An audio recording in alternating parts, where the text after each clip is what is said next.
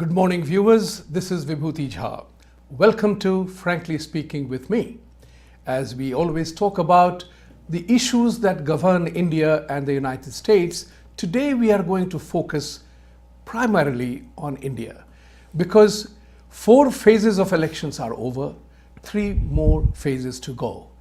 The question here is, how is the media, how are the people reacting, and what is the guesstimate, intelligent guesstimate, as to what could possibly have happened? Now, we know one thing for sure. The campaigning has not stopped. So that in the phase-wise election basis, the campaigning keeps going on because 3 more phases are to happen. And we see very interesting patterns of campaigning emerge. Prime Minister Modi is being attacked very viciously by Rahul Gandhi and his Congress party, in which, in one of the TV interviews, Rahul Gandhi said that Prime Minister's biggest asset is his image, and we will do everything to destroy that image. That's an important issue that we must talk about. How are the people of India going to react to this kind of a viciousness in the next few stages? Because this is the critical phase now.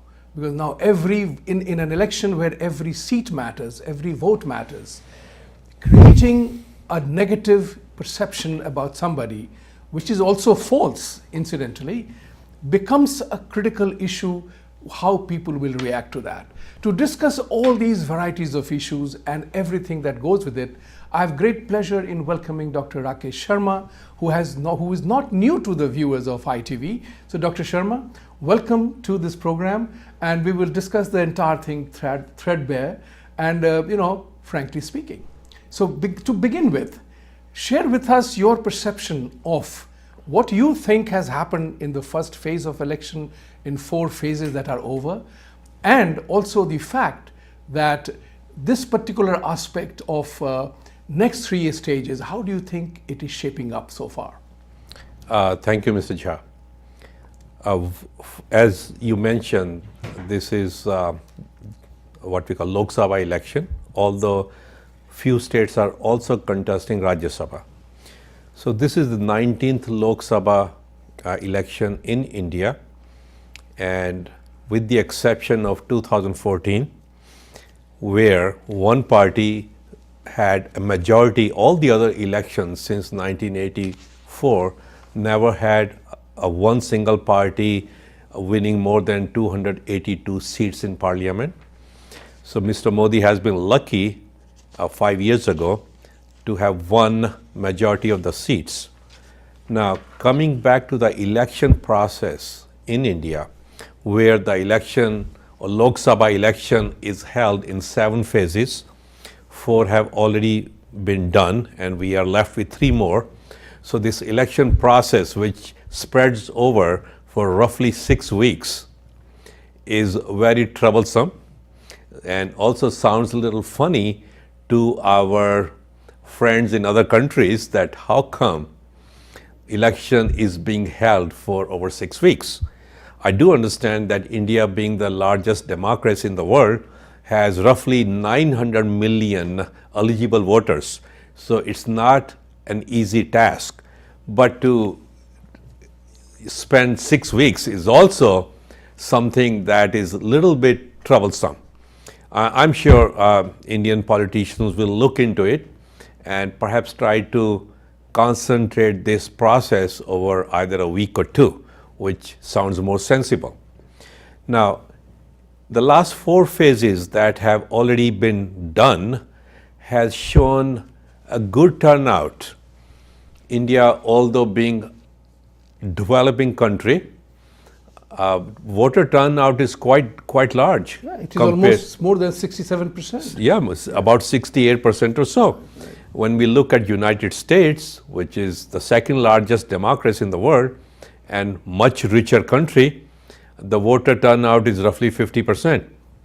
So India... There's another interesting aspect. Election day in India is not a public holiday. That's right. Whereas it is a public holiday in the US, still people don't vote in that high numbers. That's right.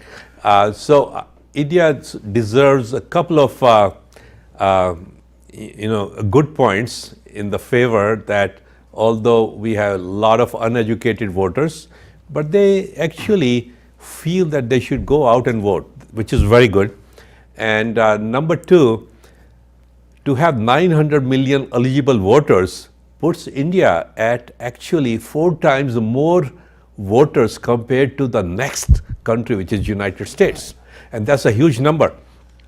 So the entire world's eyes are on Indian election, and I'm happy that at least 60% or 70% voting turnout will put us at with an image that India or Indians take their voting rights very seriously. Now, coming back to the voting phases, I think what is happening is when you see that there is more voting turnout, there is one of the two possibilities.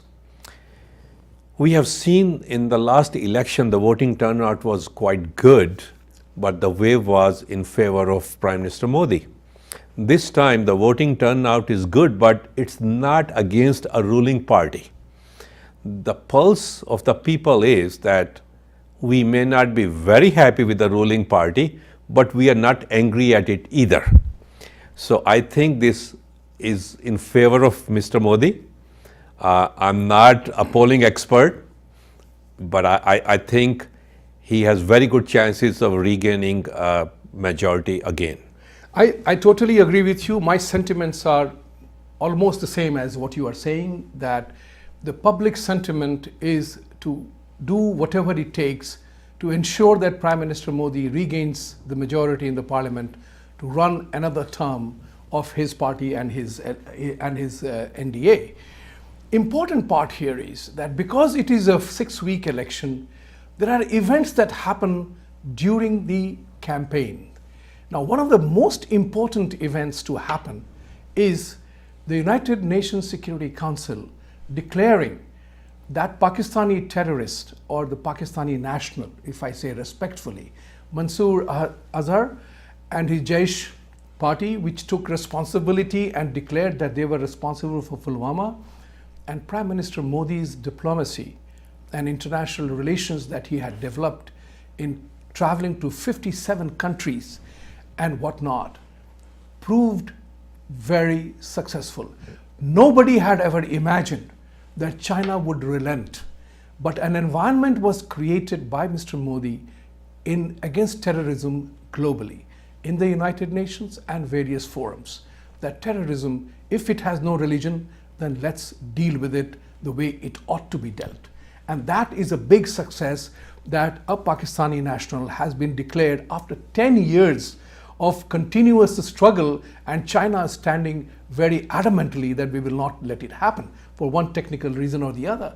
But importantly, and it is almost laughing story, that Kamal Nath, the Madhya Pradesh Chief Minister of Congress Party, attributed this as favor done by international community to Mr. Modi to give him some advantage. Now that's what I call a brainless quip, because you cannot say that United Nations Security Council passed this resolution and China agreed to remove its, agreed not to object to that, was designed to favor Mr. Modi. It is not a one-day event. It is a culmination of years and years of hard work, and the last 5 years a very determined pursuit by Mr. Modi to make this happen, putting Pakistan in a spotlight. Now this is what is important, and I think the people of India in the next round of elections will view this element as a very important element, because Pakistan is not considered to be a friendly nation to India, regardless of the statements made by Prime Minister Imran Khan that let's begin the talk, and they have frozen the assets. For all that we know, the assets of Jaish may have been transferred to another organization. Be that as it may, as the saying goes, politics is an art of perception and action. Mr. Modi has received a wonderful success, and I think this will have a major impact on the international positioning of India in terms of the Security Council now saying what they said about terrorism? Absolutely. I think I would like to break it down into two parts. Modi government's policies outside India, or in other words, foreign policy. And number two, or second part should be domestic issues or domestic policy. I think Mr. Modi deserves A+ in his foreign policy. First time in India, you have seen there is a prime minister who can go out of the country and show to the world that India is a force to reckon with, that India needs to be respected, not just because of its population, but because Indians have done good things and India deserves to be treated better. And this is shown by all the organizations that have invited India, including Muslim countries organization, where India was invited as a guest for the first time ever, and that was against the objection of Pakistan. And not only that, United States, China, Japan, Russia, they all favor India.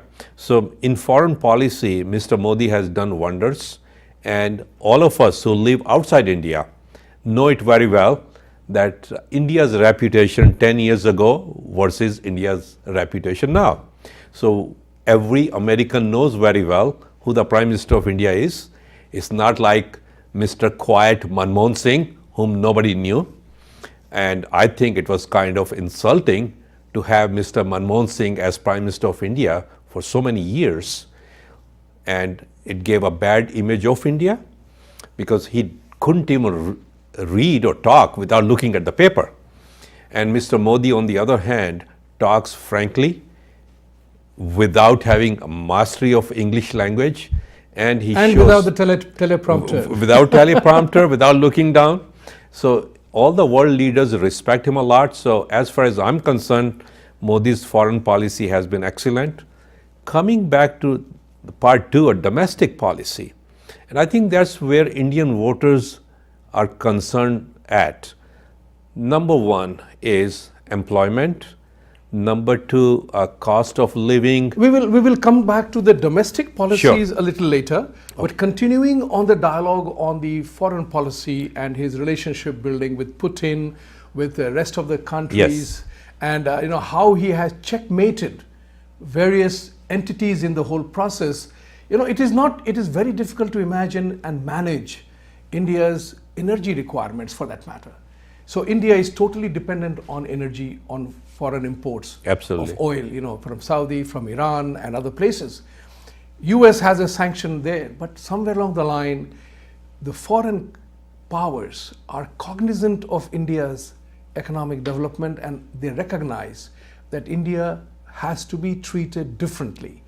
And why a non-aligned country of previous years who had no friends is suddenly having so many friends who are concerned about India's economic well-being, because India is a big market. So US has shown many concession or many options, given that you can buy from Iran for a certain period, and options are being taken into account. But the most important part is that how Mr. Modi has developed the International Solar Alliance as a group, because he realizes that we cannot always be dependent on foreign oil to sustain Make in India or sustain a growth rate that India deserves to be at.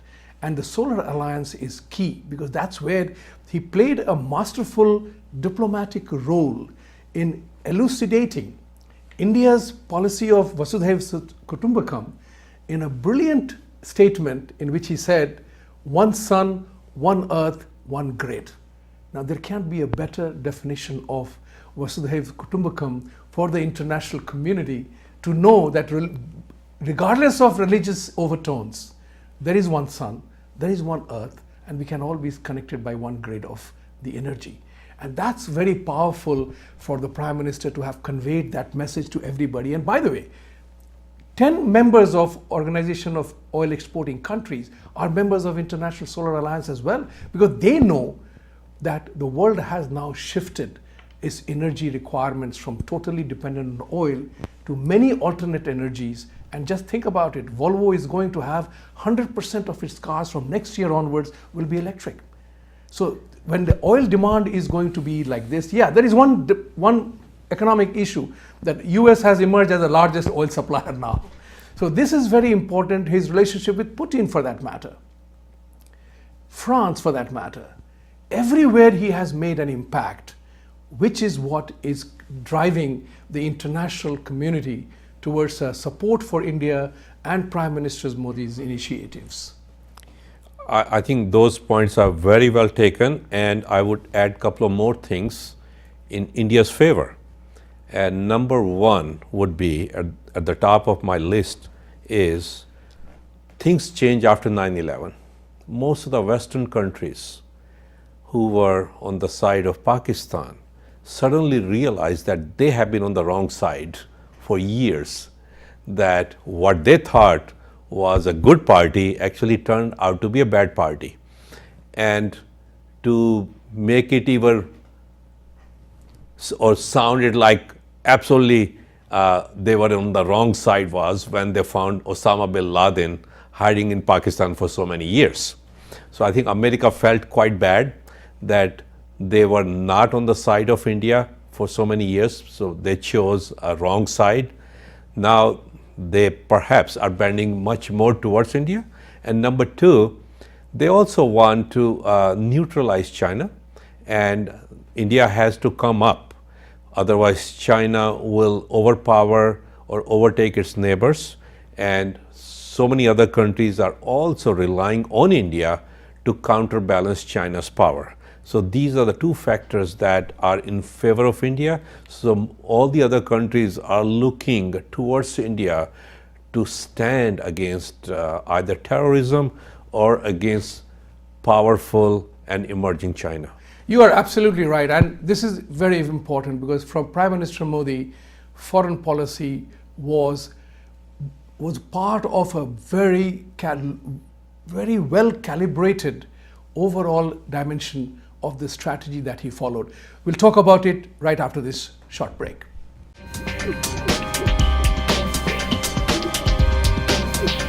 Welcome back. In this segment, we will talk about the election in relation to what is happening in India on the economic and political front. Why is it important? Because when Mr. Modi took power in 2014, he recognized one thing which was very remarkably simple, is that India had to build on its image. India had huge manpower, had massive demographic dividend in its advantage. And he wanted to create, therefore, a manufacturing ability through the program called Make in India. Now, when you begin to invite people to invest in India, because what Make in India requires is technology and investments. During Modi's tenure, FDI has gone up by 50%.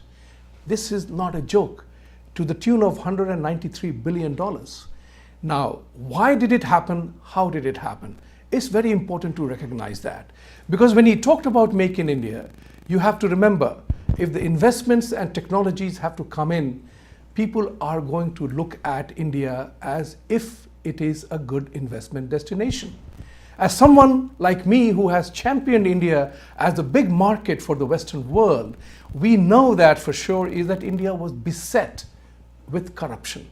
Every Indian wore a badge, a dishonorable badge of a corrupt Indian, because nobody ever thought that India was free from corruption. Foreign investments were always concerned about it, about decision making, about the possibility that India suffered from poor infrastructure, whether India had enough skilled labor. Now, all this required a very concerted attack on all modes. And all modes, I mean all modes. You cannot say, okay, let me get foreign investments, but I will not fix my infrastructure.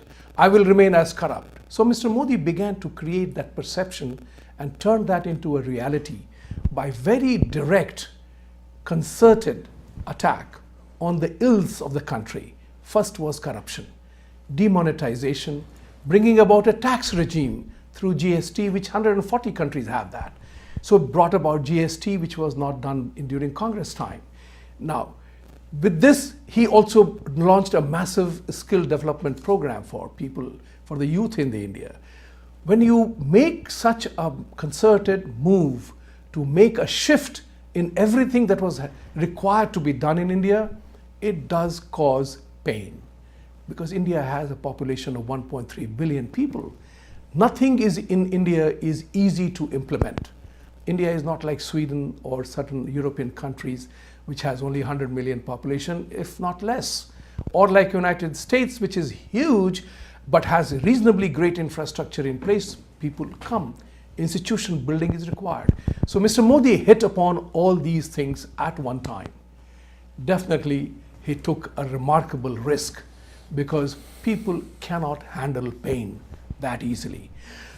Keeping that into account, let's examine, Dr. Sharma, is that how has India done on economic front, particularly when $191 billion have come in, 50% increase in FDI in India. The entire image of India is transformed. And everybody is saying that yes, Mr. Modi has arrested corruption, he has taken tough measures to snub the corrupt practices. So how will people of India take that? What is your guess about that? What is your read on that? Okay, I'll give some of my opinions and some of the data that is available. Since Modi government came into power, I would say since 2014, India has created about 12 million new jobs. It sounds very good. In the last 4 or 5 years, we created 12 million jobs.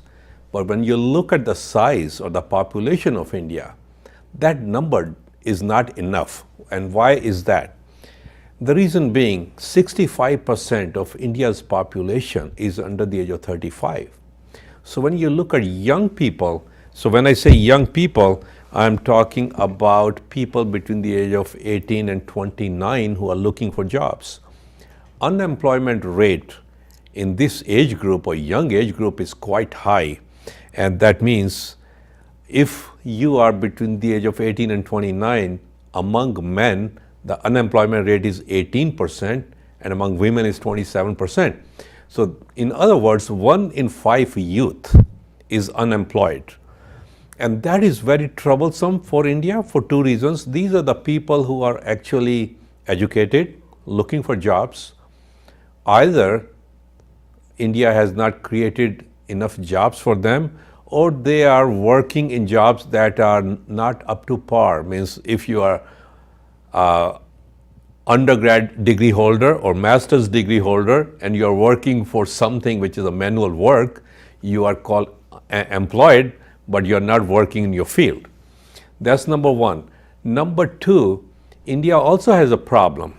Since it has such huge population and 65% people are under the age of 35, so a lot of people need jobs, they are looking for jobs or they are eligible for jobs, and India somehow is unable to provide jobs to these people.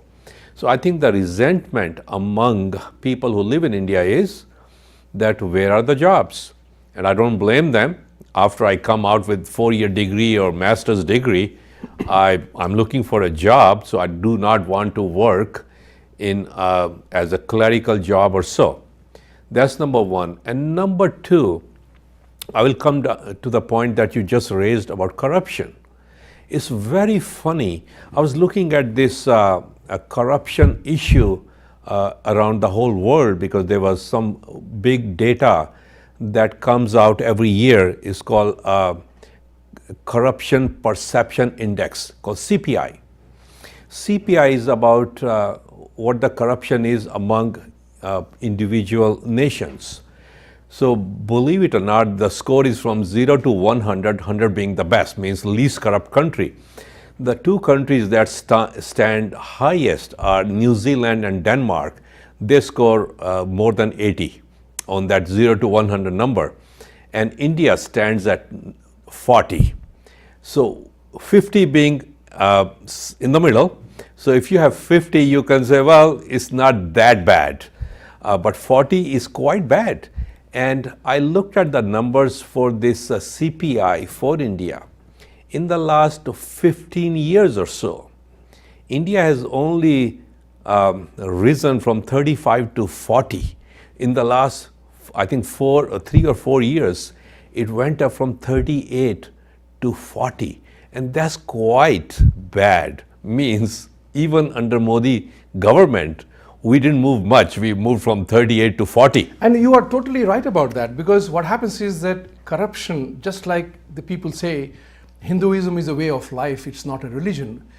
Corruption became part of our entire structure, because you could not get anything done unless you bribe people at the lower level, the higher levels, everywhere else. What has happened is, and I believe so, is that during the Congress rule, UPA rule, it was totally understood that unless you bribe your way through, you can't get anything done. At least in Modi's time, in the parliament, in the government, nobody is accused of corruption. What cupboard, what skeletons are lying in the cupboard, we do not know. But the important part is that on the ease of doing business index, India moved about 70 steps. Sure. And that's what is important, is that, while people will always look at disbelief that, hey, how can everything happen so quickly? Yes. But, in terms of gain, there are many significant gains that have happened, statistics wise as well. I think what will happen is, since the GST has been started in India, you will see the results or data moving forward after 4 or 5 years. Yes. It's a little too early to say anything. It's like a patient, you just started to give him the treatment. You don't expect him to be better very next day. With GST, I think corruption rate is going to go down. In 4 or 5 years, I'm pretty sure that India's CPI number will move from 40 to more than 50. And that's what we want to see. We want to see India at 55, 60 in 10 years' time. And how is that possible? Not by getting Indian National Congress or UPA government back. If we get those people back in India as a ruling party, you will see the number 40, CPI number 40 will stay at 40 or go down to 38. If you have a Modi government or NDA alliance with Modi government, I think this number is going to move up to 50 or 50 plus after 6, 7, 8 years. And that is my biggest concern, that a nation that is corrupt nation cannot progress. You will have progress, but only at 5-10% top rich people level, not in the country. So you got to have this CPI number go up if you want to compete at global level. And Mr. Modi, knowing him very well and his outlook for the country, is a person who is working 18 hours a day so that India's image, not overseas but within the country, also goes up. No, it is remarkable. I mean, we have talked about this many times, that this man has so much energy, and the words that he uses, the temperament that he has. I mean, whether you like it or not, you have to admire him for the things that he has done. For example, his indefatigable in energy, that you wonder that if that man can work for 18 hours, why can't I?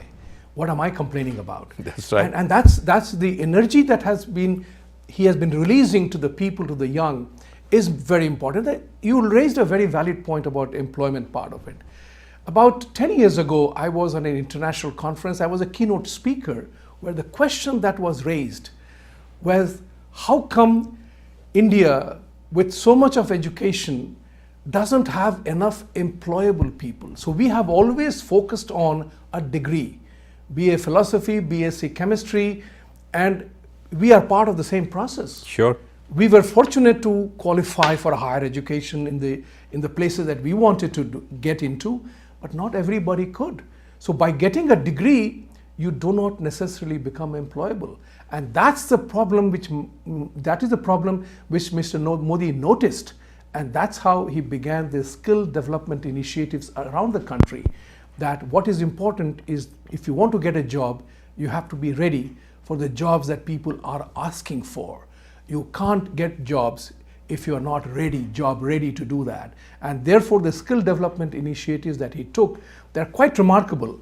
May not have been as successful as people would want, but if India has to turn its demographic dividend into real dividend and not a burden, then employment has to be hit. And people have to realize also that jobs are jobs, but there is a vocation and occupation. And that's one thing which I learned in this country. Not everybody who studies in Ivy and colleges seek a job, but they do a business. And that is another important part of learning how to do business employable skills. We'll talk about the subjects that Dr. Sharma raised about UPA and other alliances in the next segment. Stay tuned.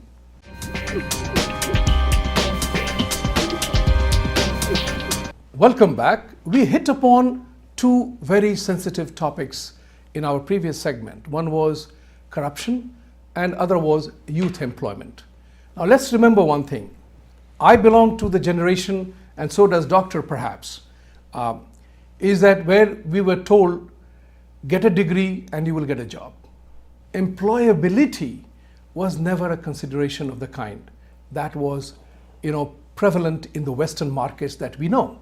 Not everybody has to become a graduate, but if you had a proper recognition and respect for occupations, that's what is important. And that occupational development in India is going to happen via the skill development initiatives, because the foreign technologies and foreign direct investment that will come into India will demand different sets of skills. And to that end, Mr. Modi is getting the country ready. Insofar as corruption is concerned, that is something which we are all very familiar with and very aware with. How did it happen? How did we end up being so corrupt nation? And there, look, guys, lies the dramatic challenge of government becoming, to use the colloquial language, the Mai-Baap for every decision making. The bureaucracy became the Karta Dharta of every decision making. They began to install regulations that did not allow you to do what you wanted to do. Businesses became victim or beneficiaries of these machinations. These are instances and issues that I'm personally very familiar with. If I begin to talk, there won't be enough time to talk about that, not only in one program, but many. But remember one thing, India's corruption has to be hit by you and I. And that's what is important. The institutionalizing of corruption that happened in India was the famous government Babu business racket. And that's what began to damage the country's perception that you could not deal with anything unless you had a hold in the government to pursue some magic to get some things done. That said, the other important part is that how is the election shaping up? What is our viewpoint on Mahagathbandhan, the Congress? What is going to happen?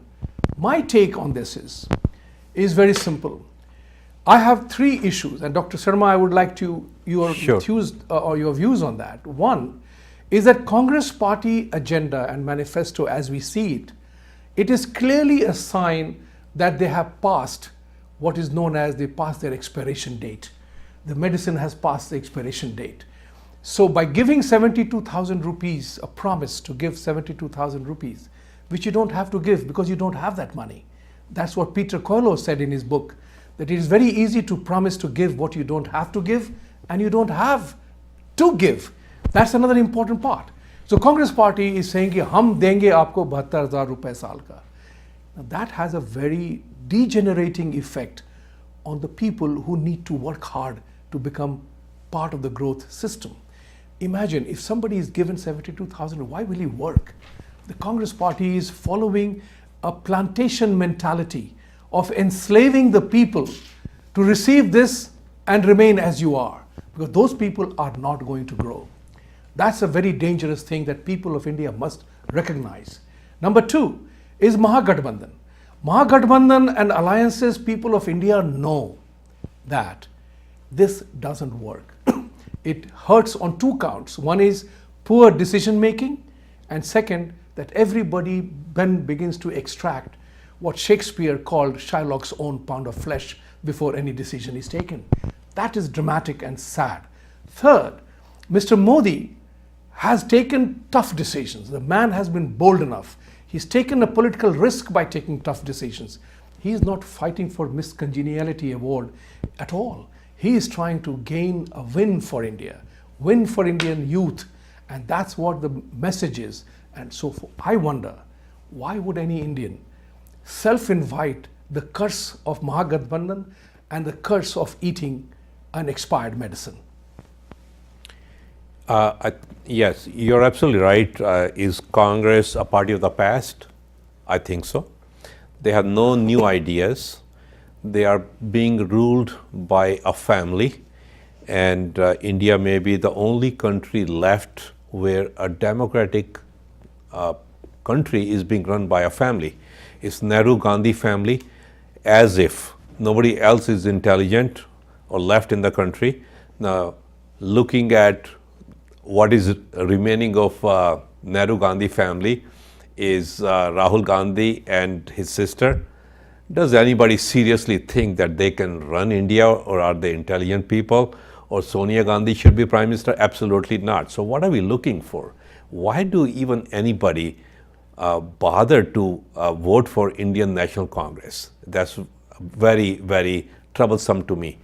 Number two, this is the first time ever that BJP is actually contesting for more seats than Indian National Congress. I think BJP is contesting for 437 seats out of 543, and Congress is for 423.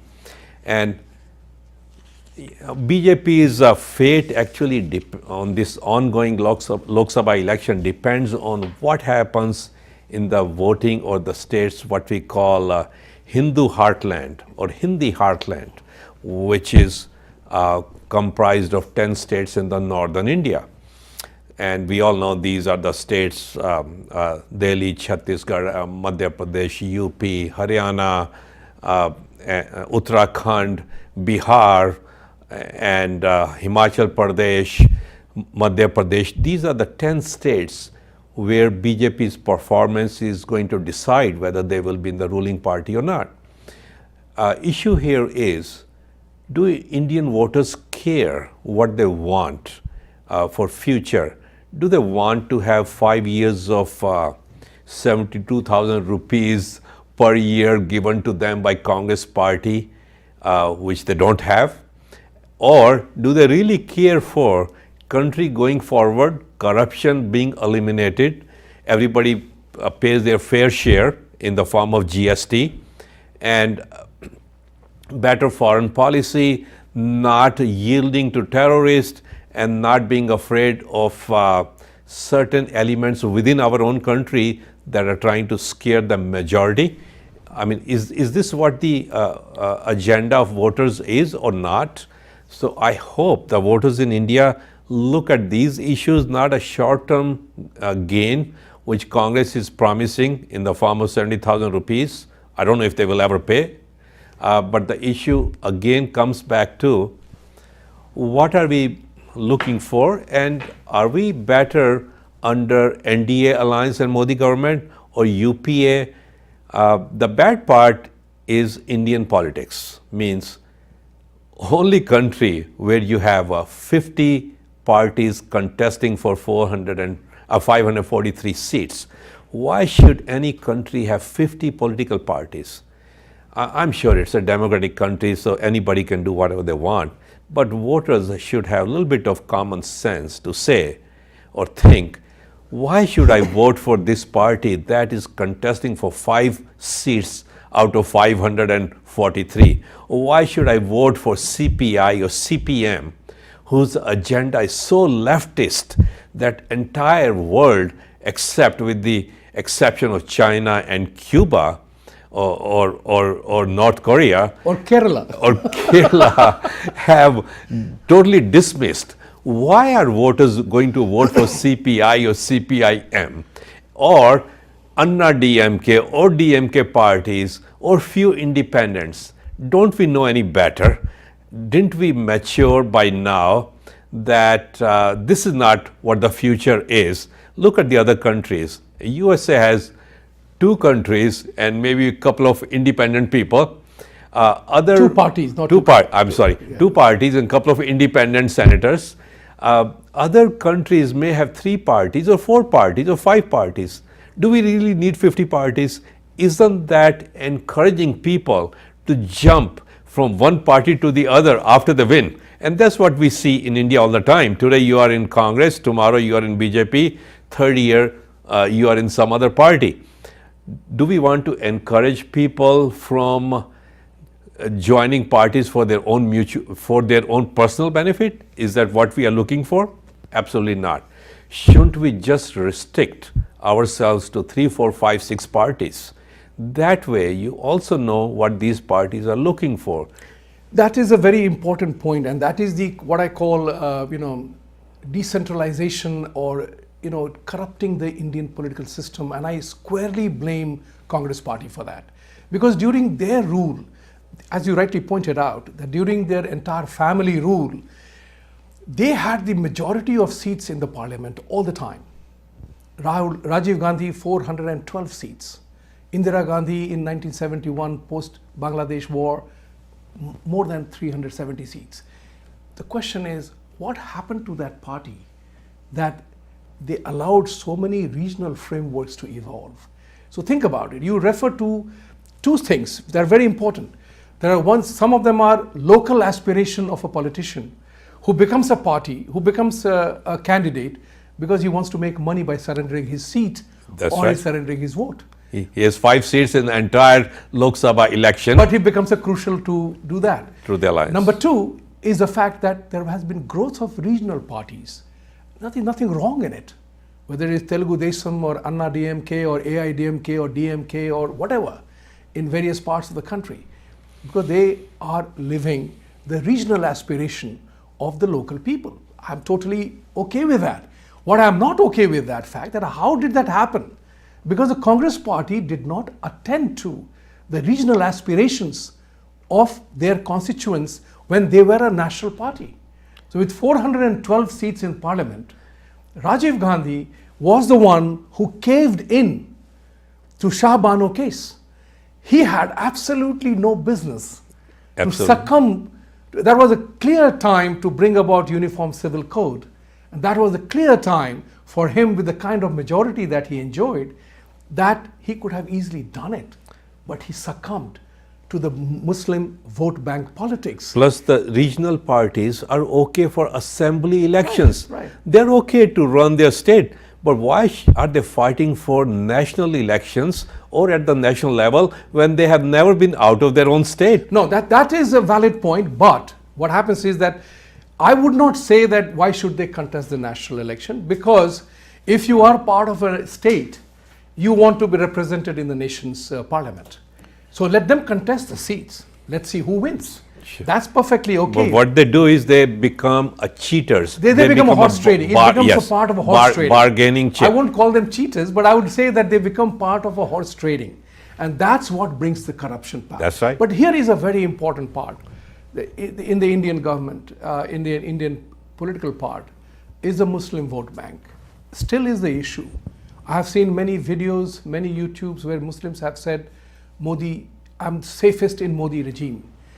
Post 2014 election, there are many Bollywood stars and many so-called award-wopsy gangsters, I would call them gangsters with due respect, who threatened to leave the country if Modi becomes prime minister. You know what? There has not been a single riot between minority and majority in that country, even once. Not in these 5 years. The only attack that has happened has come from across the border. And that too, in my opinion, because Salman Khurshid and Manishankar Iyer went and asked for help. And after they asked for help in 2015, there have been 15 attacks in India. So think about it from that point of view. If the Muslims are complaining that we have not developed in this country, we have not been part of the development process, it's because you were hobnobbing with Congress party. Who do you blame for you not progressing? If you are talking about not progressing well, you should be blaming Congress party because they used you as a vote bank. And that's what is important. And I think the Muslims have begun to realize, the good Muslims have begun to realize that it's only in economic prosperity that we can grow, and that he has raised the profile. Now Modi had the courage, the guts to take up an issue of triple talaq and let it happen.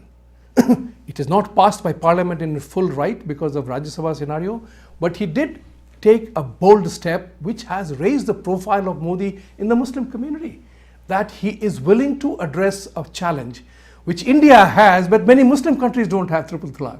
That's right. So that is one thing. What do you think about how the Muslims will vote and react for or against Modi? It's a completely hops, up in the air. Nobody knows. They're keeping, but they have issued farmans and fatwas not to vote against Modi. No, to vote against Modi. Yeah. Yeah, I'm not an expert, but I can tell you, 3 months ago I was in India. I went to Varanasi and to see Republic Day parade through Pravasi Bharatiya Divas. And at Varanasi, there were at least, I would say, 3,000 to 4,000 NRIs, and there were 2,000 to 3,000 local Indians who participated in that conference. And I can tell you, 90% people were Modi fans. And even in the streets, I saw in New Delhi and in UP that everybody was in favor of Modi government. And nobody had a bad thing to say about Mr. Modi or Prime Minister Modi. So they all realize that he's doing his best, that he is not a corrupt personality, that under his regime things are going to improve. Yes, people want a perfect Prime Minister, and one person alone cannot change the country in a small period, but give him 10 more years. I think India will change a lot. So what do I think about Muslim votes? Unfortunately, my personal feeling living in this country is that 80 or more than 80% Muslim men are not going to vote for BJP for whatever reason. But as far as Muslim women are concerned, I'm hoping that 30-40% of Muslim women will vote for BJP. And if that happens, BJP should win in neighborhoods where Muslim votes are 15% or 20%. So as per my calculations, BJP should come in power again. I do not see anyone else giving them tough competition. And this is the only way India's corruption will go down. Our CPI number should go up, and India should progress and create more jobs and let the young people be happier. I just want to touch one more thing, which is kind of my personal observation, that corruption is not only at political level or rich people. A lot of Indian businesses are corrupt or fraud. Why do I say that? In the last 4 months, I came across 2 5-star hotels in India on my personal meetings with them. And I would like to name them. If they want to take any legal action, I'm not afraid of that. One of them, where I stayed in Varanasi, is called Surya Uday Haveli at Shivala Ghat. Totally corrupt people. And the other one in Mussoorie is called Claridge's Sabha or Sabha Hotel, also 5-star. I mean, I just don't understand. You make a booking, you pay $250 a night to these hotels, and when you go there, they want to give you the worst room possible, even after giving them the best money. So I think in NRIs, whenever you go to India, please notice that you got to be careful with Indian businesses. I totally agree with you. There are individual corrupt practices which can't be condoned. So what I would like to say is that, like everything else, our time is up. But what I do believe is going to happen is that people of India are wanting to have Mr. Modi back as Prime Minister. So while there are 400 plus MPs contesting on behalf of BJP and NDA, the candidate is Narendra Modi. And therefore, people are going to vote for Modi in every single constituency. And I hope, I fervently hope that Mr. Modi comes back to power. Because all that is said and done, you cannot invite the self-curse. Indians cannot curse themselves into having Congress or Mahagathbandhan back in power. So, Modi ji, go and win. Best wishes. Thank you for being with us. See you next week.